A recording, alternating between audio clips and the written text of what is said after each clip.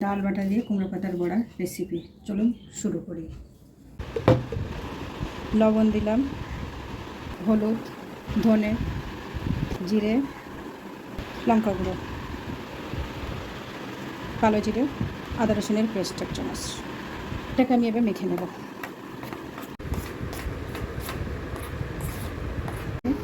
নিয়ে নিলাম। এবার ডাল বাটাটা আমি কুমড়ো বাটাটা লাগিয়ে নেব। এবার আমি এটাকে ফোল্ড করে নেব।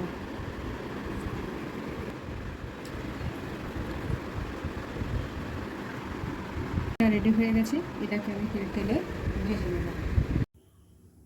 এটাকে আমি তেলে দিয়ে দিলাম।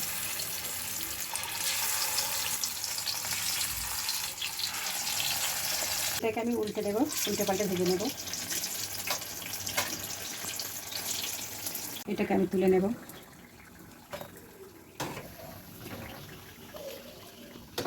কুমড়ো পাতার পকেট রেডি। খুব দারুণ খেতে।